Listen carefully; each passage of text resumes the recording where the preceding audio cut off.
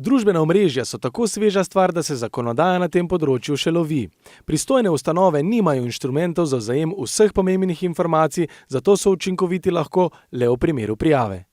Ko govorimo o vsebinah, ki se predvajajo oziroma ki jih pisci objavljajo na spletnih straneh, je tudi ta povezana z neko svobodo izražanja, vendar le do tiste mere, dokler ta ne pomeni poseg v zasebnost ali osebnostne pravice posameznikov.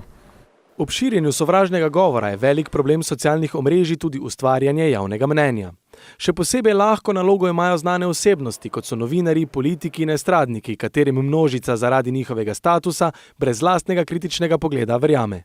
Nedvomno je, da ljudje, ki so sicer znani iz recimo klasičnih tradicionalnih medijev, da je njihova verodostojnost s tem še višja in da lahko z večjo kredibilnostjo pravzaprav nastopajo tudi na družbenih omrežjih. Pri tem seveda ni pomembno, ali ti ljudje pišejo resnico ali ne.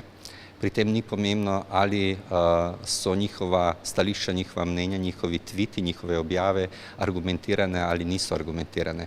Pomembno je pravzaprav, da v tej digitalizirani dobi novih konvergenčnih medijev, da ljudje bolj verjamejo prijateljem na družbenih omrežjih kot uradnim institucijam. Lahko bi domnevali, da socialna omrežja zamegljujejo kritično miselnost posameznika, ki se ozira predvsem na to, kdo je nekaj zapisal in ne, kaj je zapisal.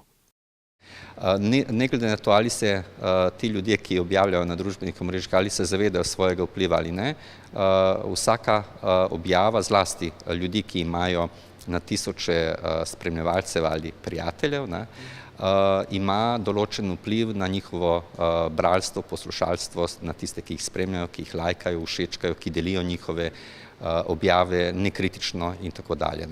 Za sledilce so izjemno priljubljeni in mamljivi predvsem negativni komentarji.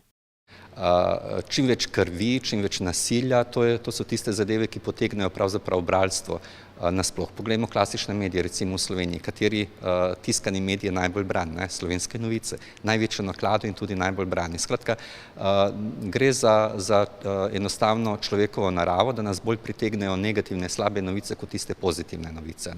Če nas pritegnejo te negativne, si rečemo, ok, so še slabše stvari, kot se meni dogajajo. Mogoče se s tem tudi tolažim.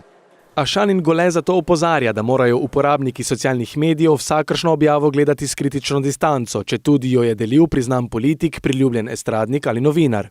Saj imamo danes na eni strani novinarje kot profesionalce, ki naj bi skrbeli za čim bolj objektivno obveščanje javnosti, na drugi strani pa imamo podjetniški interes privatnih lastnikov, ki narekuje, da mediji niso nič drugega kot podjetja.